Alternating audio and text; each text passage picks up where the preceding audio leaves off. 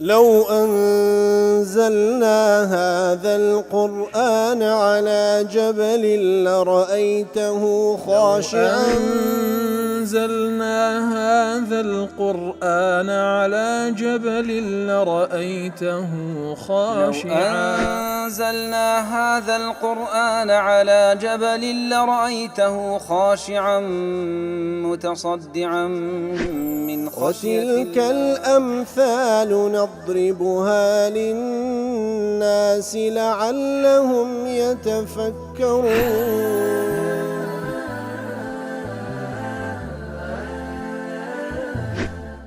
الحمد لله والصلاة والسلام على رسول الله وعلى آله وصحبه ومن والاه. السلام عليكم ورحمة الله. برزان خوش حالم لواني 1339 لوانكاني تفسير قرآن بيروز بيم وخزمتان ومبستي رزامندي رب العالمين وهبادار مئو آزي السوري لول بقرن. أعوذ بالله من الشيطان الرجيم. بسم الله الرحمن الرحيم. والذين صبروا ابتغاء وجه ربهم وأقاموا الصلاة وأنفقوا مما رزقناهم سرا وعلانية ويدرؤون بالحسنة السيئة أولئك لهم عقبى الدار. بەڵێ خۆشەویستان کولە ئەوانی ڕابردووکەمێک لە خزمەت دوات پیرۆزەدا بووین هەر لە درێژەی صیفاتی ئولی الئەلباب دەفەرمی ئەوانەی کەوا سەبر دەگرن لەسەر ئەنجامدانی تاعە، سەبر دەگرن لەسەر ئەنجام نەدانی مەعسیەت، سەبر دەگرن لەسەر قەدەرەکانی خوای گەورە بە مەبەستی ڕەزامەندی پەروەردگاریان، بە مەبەستی بەدەستهێنانی ڕەزامەندی پەروەردگاریان و هەروە نوێژەکانیان بە چاچی ئەنجامدەن لە کاتەکانی خۆی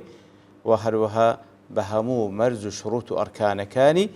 بەو پەڕی خشووعەوە. وأنفقوا مما رزقناهم سرا وعلانية أي وأخرجوا الزكوات المفروضة والنفقات الواجبة من الأموال التي رزقناهم. إثر وأنفقوا مما رزقناهم لو رزقي إيم بيان مان بخشية أوان دي بخشنوا هم لو زكاتك وفرزة هم لو نفقيك لسريان واجبة وكو نفقي هر کسی که لسریان واجبه و که نفقی مندال و جن که لسر پیا واجبه یاخد هر کسی چی دیکه که نفقی لسری واجبه بده اوی ددا و هروها زکات فرضیش لمال خوی دردینی لو من رزقی که خوای گر پی بخشیه سرا وعلانية فأعطوها لمستحقيها في الخفاء وفي العنن. إتر هم زكاة وهم نفقي واجب ديدنا أوانيك مستحقا هم لآشكراو هم بآشكراو هم بنهينيش. إتر أو كوالير باسكرا بخشين الإنفاق الواجب هو كزيادة بابن وكو بنفقي واجب ليك بدريتوا لزكاة لواني كوا كسان كنفقان لسرة واجبة. ابن جرير وابن كثير وهروها لبيواني سلفش ابن عباس هرواي ليك داتوا كواتدلن والذين أنفقوا مما رزقناهم هم زكاة دكا هم ونفقي أو كسان كواجب لسريا نفقيان بدن أو أنا أو هاليك دنو. وقيل المراد ما هو أعم من ذلك. هندش دلنا أتكفر عن تريش لو كواتنها بابنين زكاة نفقي واجب جنتوا وكو رصعاني والسعدي ودلن ابن عطية دلي وأنفقوا يريد به مواساة المحتاج. وأنفقوا دبخشنا شيء واتا بهاناي كسيشي محتاج أو كسيكوا زور بيست بيه بهاناي دسن. والسر هو فيما أنفق تطوعا بنهيني لتسال بخشيني تطوعيا بيزقلا زكاة كان. والعلانية فيما أنفق من الزكاة المفروضة كواتا زكاة كان بأشكرات دن لوي زياتر بنهيني ددن لأن التطوع كله الأفضل فيه التكتم. كواتا أواني كواب التطوع زوربي واتساكترا بنهيني بكري وكو نويجي فرز أصل باب زماعيل بيش ساوي همان همو بيكوبكن والسنة كانش أو حتى بكري لمالي بزيا بكري يتل بخشينيش زكاة باب أشكرا بدري بلام تطوع زيادة لزكاة أو باشتروا بنهيني بدري. رازي دالي أفرد الصلاة والزكاة بالذكر لربتايبتي باسي نيجو زكاة دكاتا وإن كانتا داخلتين في الجملة الأولى. أجر تسي خوش زيد بتوا لجملة كم كخواي جور سبحانه وتعالى فرمي والذين صبروا ابتغاء وجه ربهم صبر دقن لسر أوي كوا خواي جور سبحانه وتعالى لسر يعني فرس كرديا وقلت ما صبر قرتين لسر طاعت صبر قرتين لسر أنزام ندان معصية صبر قرتين لسر قدر كان خوي كواتا لازمني أواني كوا صبر قرتين لسر طاعت صبر قرتين لسر نويجو صبر قرتين لسر زكاتيش دقريتو أدي لبرسي ليرة ديسان باس دكاتو تنبيها على كونهما أشرف من سائر العبادة براستي أشرف عبادات كبندة أنزام بدا بتايبتي نوێژو و هەروەها زەکاتە کەواتە لەبەر ئەوەی کەوا زۆر گرنگن ئەگەر چی بەگشتی فەرمووی هەموو تاعاتەکانیان سەبریان لەسەر هەیە بە تایبەتیش لەسەر نوێژ و زەکات لەبەر گرنگیان. ئەبی حەیان دەڵێ وفيه وجه آخر بە شێوەیەش کەش لێک دەدرێتەوە أنه نبه على هاتين الخصلتين خوای گەور سبحانه وتعالى کە ئەو دوو شتە بازەکە بابنی نوێژ و زەکات العبادة البدنية والعبادة المالية نوێژەکە عیبادەتێکی بەدەنیە زەکات عیبادەتێکی ماڵیە إذ هما عمود الدين بەڕاستی ئەو دوێیە کۆڵگەی دینن والصبر عليهما أعظم صبر صبرگرتن لەسەر ئەو دووە لەسەر نوێژ و لەسەر زەکات بەڕاستی گەورەترین صبرە لتكرر الصلوات نوێژەکان بەرەوەی ڕۆژە 5 جار تکرار دەبێتەوە پێویستی بە صبرە ولتعلق النفوس بحب تحصيل المال زەکات دانیش پێویست بە صبرە بەڕاستی نفسی ئینسان بەگشتی ماڵی خۆش دەوێ ئیتر هەتا دەبەخشی پێویستە با بڵێن مجاهدەی نفس خۆی بکات لێیە ئەو دوانە زۆر زۆر گرنگە کە لێرە و لە چەندین جێگات کە خوای گەورە تاکید لەسەر دەکاتەوە و هەروەها لە درێژەی صفاتەکانی ئولی الألباب ويدرؤون بالحسنة السيئة أي ويدفعون بالعمل الصالح السيء من الأعمال کەواتە ئەو کردەوە خراپانی کە وەکو ئینسانێک تووشی دێ بەچی دەفعی دەکا بە کردەوەی چاک دەفعی دەکا ئەو کردەوە خراپانی کە تووشی دێ بە حکمی نفسی ئەمارە بالسوء بە هەڵخەڵەتانی شەیطان تووشی کردەوە خراپ دێ بەچی دەفعی دەکا بە کردەوەی چاک ئیتر كبابلين ومن ذهب إلى العموم وأن المعنى يدفعون بالعمل السيء من الأعمال فيدفعون الذنب بالتوبة كاتزانا وهالك دارتو جناهك دكا بس دفع دكا بعمل صالح كبريت للتوبة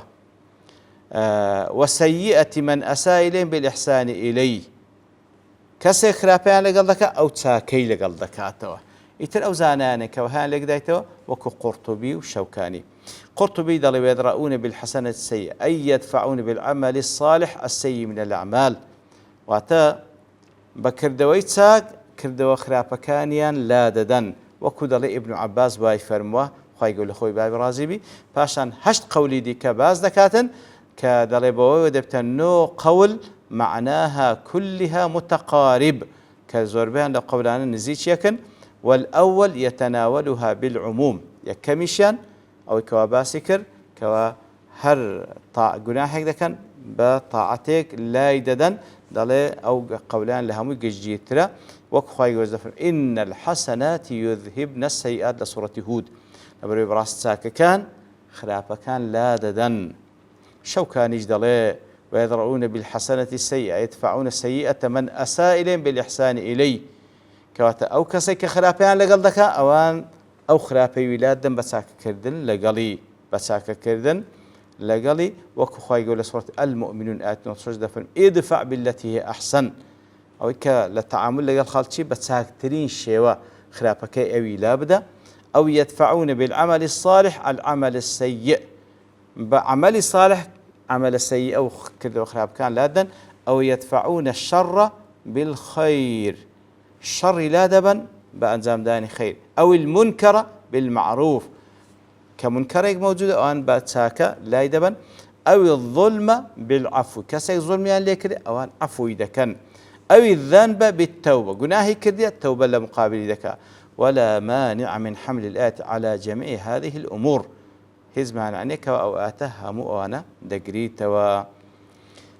ابن القيم لعيد الصابرين دليه ثم ذكر حالهم إذا جهل عليهم دفرمي خوي قرباسي عندك لحالتك كوا لبرانبريان كسيك بنفاميتي وبزاهلي هل سكو دكا وأوذوا وهروها كاتك وأزيد درين أنهم لا يقابلون ذلك بمثله لا حقوق الشخص كاتكوا هەڵەیان بەرامبەر دەکرێت ئەوان لە مقابلدا بە هەمان شێوە وەڵام نادەنەوە بەل یەدڕەئونە بالحەسەن السەیئ بەڵکو لە مقابل خراپەیەوان ئەوان چاکەی لەگەڵ دەکەنەوە فيحسنون إلى من يسيء إليهم چاکە دەکەن لەگەڵ ئەو کەسەی خراپەیان لەگەڵ دەکات فقال ويدرؤون بالحسنة السيئة وقد فسر هذا الدرء بأنهم يدفعون بالذنب الحسنة بعدها أو هاش ديك دريتو هر گناه شاكر زو تاكيك لزياتي لمقابل دكن وكو دفر من الحسنات يذيبن السيئات وبيان صلى الله عليه وسلم دفر إذ أتبع السيئة الحسنة تمحها هر گناه كر أو تاكيك بك تاو گناهك بصريتو والتحقيق أن الآية تعم النوعين كواتا أو أتهدش دقريتو هم لمسلي كردوا كان خرابيك دكا تاكي لمقابل دكا هم لو لمقابل حق شخص خوي كخرابيك قال ذكري بالمقابل أو بتساكا ولام دداته بلام براستي وصبري دويا وقيل ويدفعون إساءة من أساء إليهم بقوله أو بالفعله بالإحسان إليه إتر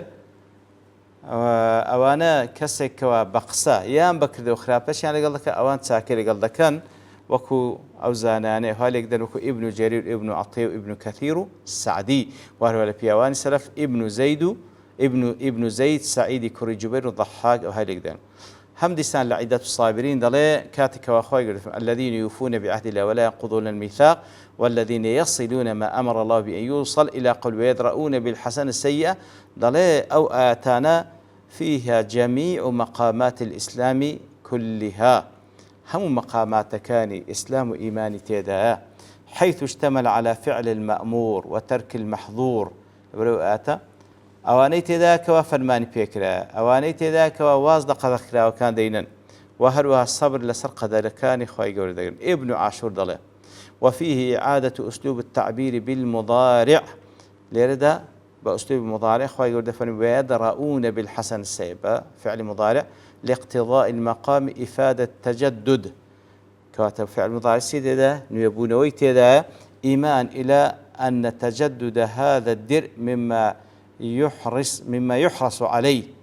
كواتا تاوك تمام بقيني ببردوامي أتحريز برسر أوي كوا كخرابة كرا برانبرد ساكي برانبرد بكوا لأن الناس عرضة للسيئات على تفاوت فوصف لهم دواء ذلك بأن يدرأوا بالسيئات الحسنات كواتا بتايبتيش وقلت ما كهود وحارة دقريتو